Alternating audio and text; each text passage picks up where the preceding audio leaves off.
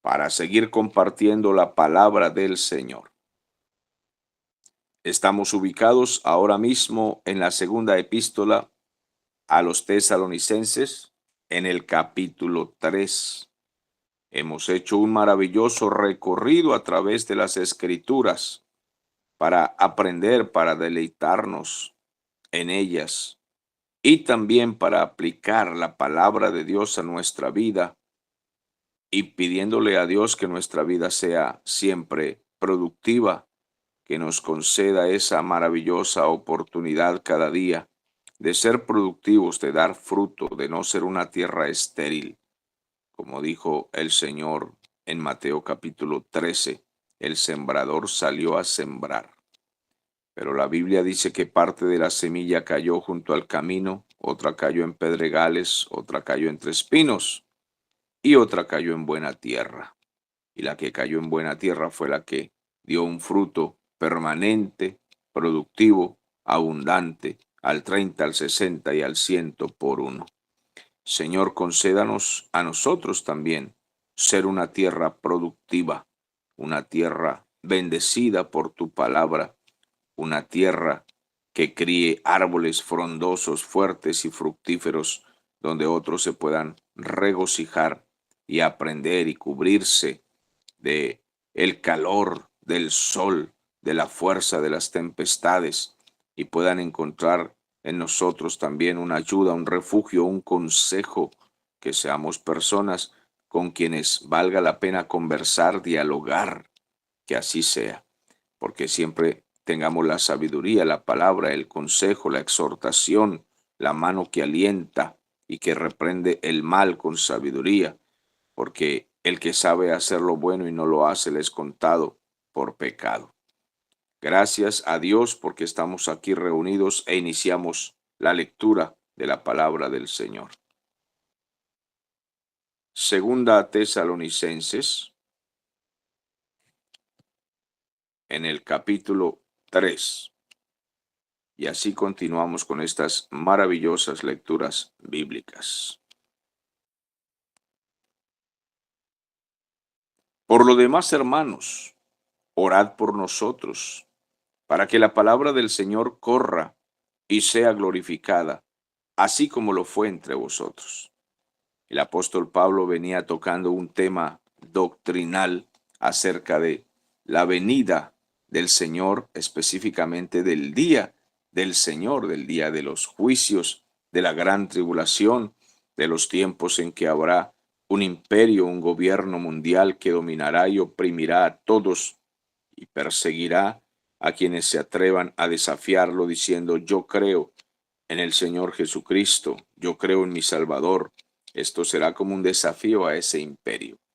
Pero se nos alienta con palabras de consuelo, diciendo que nosotros no estamos puestos para la ira, que ese gobierno vendrá cuando la iglesia del Señor se vaya, cuando esté bajo el abrigo del Señor para siempre, en la eternidad, cuando estemos guardados y reservados. Entonces se desatará la ira sobre aquellos que en la tierra no quisieron creer en la verdad, sino que blasfemaron el nombre del Señor y se rebelaron contra la palabra de Cristo.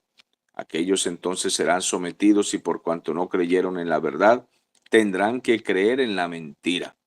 La Biblia nos habla que habrá una marca con la cual todos serán dominados, serán como propiedad de aquel emperador mundial y de aquel sistema de gobierno avanzado bajo la tecnología, bajo la fuerza, bajo el avance de la humanidad y de la política, de la ciencia. Los hombres serán dominados de muchas maneras, serán sometidos. Muchos de ellos lo harán voluntariamente, rindiendo culto a los demonios, rindiendo culto al hombre, a la personalidad, al político, al gobierno. Se someterán a esto y entregarán sus almas al diablo, el día del Señor, el día de la ira. Vendrá la ira de Satanás contra los hombres, pero también vendrá la ira de Dios sobre la humanidad pecadora que se rindió, que dobló sus rodillas ante el diablo. Cuando llegamos al capítulo 3, entonces Pablo está haciendo algunas recomendaciones a la iglesia para dirigirse hacia la parte final de esta carta, él dice que pide la oración de todos para que la palabra del Señor corra y sea glorificada. Y qué importante, él dice que así como fue entre vosotros que corrió la palabra y fue glorificada y aceptada, que también pide oración para que podamos llevarla a otros terrenos, a otras ciudades, a otros países, y también la palabra del Señor la pueda escuchar mucha gente y reciban el poder del Espíritu Santo. Por eso Él pide que ese mensaje continúe avanzando, que para eso necesitamos nosotros oraciones. Orad por nosotros. Qué importante que los que predicamos, los que prediquemos la palabra del Señor, tengamos personas que oren por nosotros, que no nos crean superdotados, que no nos crean mejores que otros hombres, sino que puedan ver en nosotros hombres siervos de Dios que necesitan, que dependen de Dios y que necesitan la oración de sus hermanos. Y así, todos unidos, decir, bueno, no todos predicamos como los hermanos que salen a las calles, que evangelizan el mundo, que viajan como misioneros evangelistas. No todos hacemos esa misma labor, pero por lo menos podemos evangelizar a nuestros vecinos, a nuestra familia, colaborar con la obra de Dios para que la obra de Dios avance y especialmente orar, orar por los predicadores, orar por los pastores, orar por los misioneros para que Dios les dé sabiduría, como decía la hermana directora hoy, que el Señor les dé sabiduría, les dé palabra, les dé salud y que sigan avanzando y sigan predicando y nada los detenga. Amados, necesitamos sus oraciones. Dice también que para que seamos librados de hombres perversos y malos, porque no es de todos la fe. Esta es otra petición grande, maravillosa que hace el apóstol Pablo, diciendo, oren también por nosotros, no solo para que la palabra corra y sea glorificada, sino para que Dios nos guarde de los hombres perversos del mundo que siempre buscan calumniarnos, perseguirnos, hacernos daño. En el caso del apóstol Pablo, él decía, intentan matarnos, siempre quieren castigarnos, arrestarnos, de manera que seamos enmudecidos, lo mismo que hicieron con el apóstol Juan cuando estaba predicando y prefirieron encerrarlo y después decapitarlo para callarlo. Siempre habrá gente que odia lo que predicamos nosotros y querrán cerrarnos la boca, pero necesitamos la oración de nuestros hermanos, que nuestros hermanos clamen al Señor y digan, Señor, concédeles la salud, la fuerza, el valor, ábreles puerta, que nadie los detenga, Señor, llévalos. ¿Por qué? Pablo dice, porque no es de todos la fe. Es decir, el conocimiento del Evangelio no es de todos. La palabra de Dios revelada no es de todos.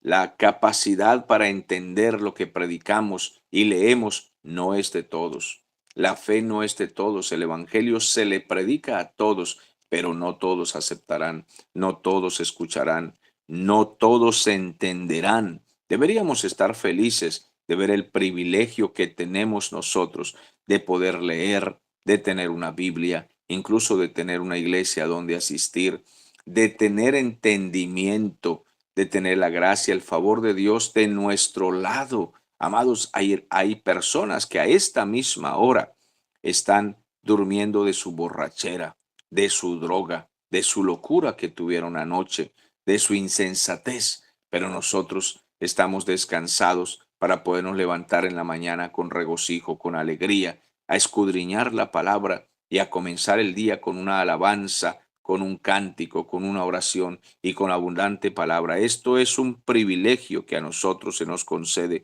porque no es de todos la fe y tenemos que disfrutar que a nosotros se nos haya dado este honor, esta maravilla, porque fiel es el Señor que os afirmará y guardará del mal. Y sí, Señor, qué maravilloso es saber que nuestro Dios es fiel y que nos da la fortaleza y la protección contra el maligno y contra los hombres malignos. Tenemos la protección de Dios contra los demonios que operan en la fuerza de Satanás. Y tenemos la protección de Dios contra los hombres malos que intentan algún daño contra nosotros. Así de que tenemos esa confianza que el Señor es fiel. Y es que Él es fiel aun cuando nosotros no somos fieles siempre. Deberíamos serlo, pero lamentablemente en un punto o en otro nos equivocamos, doblamos los tobillos, pero no por esto el Señor se aparta. Él se mantiene fiel cada día a nosotros, a sus promesas, a lo que Él ha dicho de su pueblo, de su gente redimida, de los que Él ha traído hacia Cristo. Y tenemos confianza respecto a vosotros en el Señor, en que hacéis y haréis lo que os hemos mandado, dice Pablo. Y el Señor encamine vuestros corazones al amor de Dios y a la paciencia de Cristo. Versículos 4 y 5.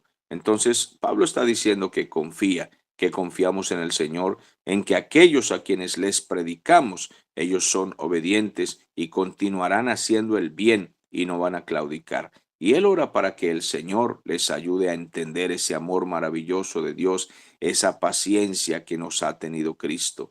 Y es que sí que ha sido paciente Dios con nosotros. La iglesia del Señor no es perfecta, está conformada por seres humanos y algunos más torpes que otros. Todos los seres humanos somos torpes, cometemos torpezas, pero mi Señor tiene esa paciencia, esa maravillosa paciencia de lidiar con nosotros, con su iglesia, de esperarnos a que recapitulemos, reaccionemos, a que volvamos en sí de nuestras torpezas y digamos, a partir de hoy me vuelvo al Señor para servirle de todo corazón. Hay que dejar la vida frívola, hay que dejar la vida tibia y hay que volverse al Señor de todo corazón. Pablo dice que tiene confianza de que así será, de que continuará el pueblo de Dios sirviendo al Señor con fervor, con alegría. Yo también como predicador tengo confianza que al enseñar la palabra de Dios, muchos tomarán este asunto más en serio. Nunca he orado al Señor para que al predicar la gente caiga al piso dando vueltas, desordenados, irreverentes, embrutecidos, haciendo cosas insensatas y absurdas. Nunca he orado a Dios por eso. Siempre he orado a Dios para que al predicar la gente se convierta, para que tengan temor, para que sean reverentes, para que se vuelvan a Cristo, para que sean sensatos y sobrios y de todo corazón las familias se entreguen al Señor para servirle a Él y seguir extendiendo el Evangelio del Señor. Esa es mi oración. Mi oración es porque venga lo verdadero a cada creyente y no lo falso, no lo ficticio, no la fantasía, no aquello que llaman mover del espíritu y causa un relajo, un desorden y una irreverencia delante de Dios, sino que la palabra de Dios corra y sea glorificada y vaya por todas las calles y rincones de la ciudad, de los pueblos, a través de cristianos fervorosos, sensatos, llenos del poder del Espíritu Santo, sobrios, sabios para hablar y predicar, y que esto imparta temor en los corazones de los que escuchan. Ahora bien, Pablo está hablando a continuación acerca de personas que se meten en las iglesias y que incluso se bautizan como miembros y parecen hermanos, pero andan desordenadamente y sin oficio. A partir del versículo 6 dice, pero os ordenamos, hermanos, en el nombre de nuestro Señor Jesucristo. Esto es una orden, es un mandamiento, es una exhortación, pero que va con fuerza para que la obedezcan. Dice, apártense, que os apartéis de todo hermano que ande desordenadamente y no según la enseñanza que recibisteis de nosotros.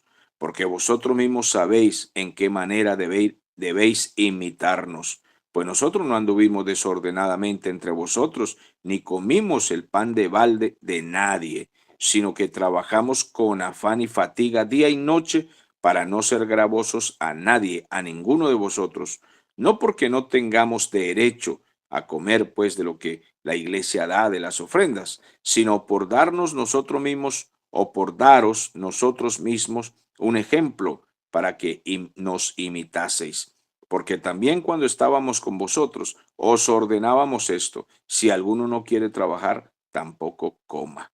Es lo que dice del versículo 6 al 10. Entonces dice con autoridad, hermanos, nosotros como somos los ministros que hemos dirigido, los misioneros apóstoles que hemos comenzado estas iglesias y las hemos discipulado, con esta autoridad que Dios nos da, porque les hemos enseñado la palabra, les decimos en el nombre de Jesucristo que se alejen que se aparten de aquellas personas que andan en vagancia, que no hacen nada, que están sin oficio, chismosos, entrometidos en las casas, haciendo nada.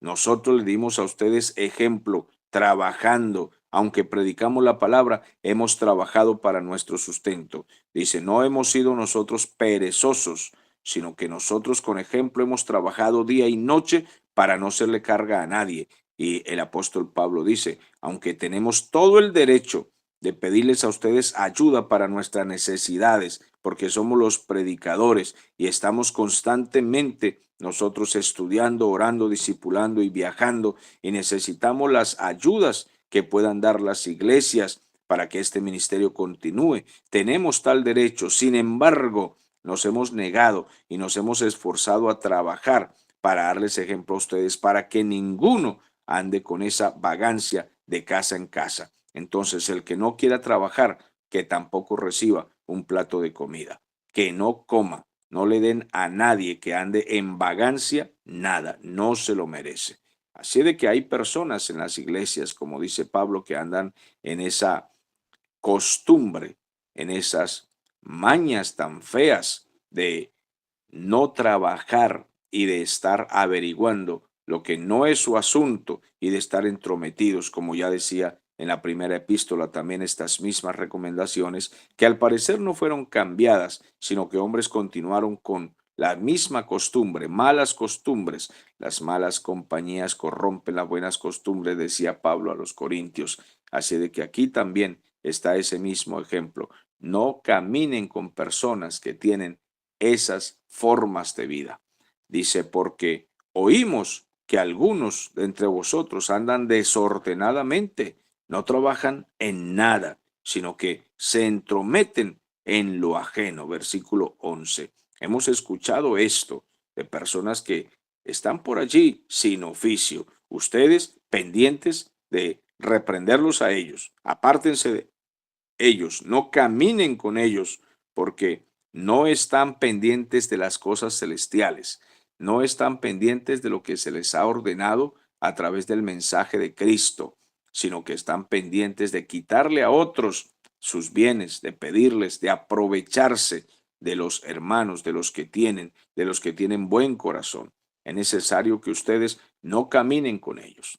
Ahora, a los tales mandamos y exhortamos por nuestro Señor Jesucristo, que trabajen sosegadamente y que así también tengan su propio pan en su mesa. A eso les mandamos, les exhortamos, les aconsejamos, pero les damos la orden, dice Pablo, que trabajen.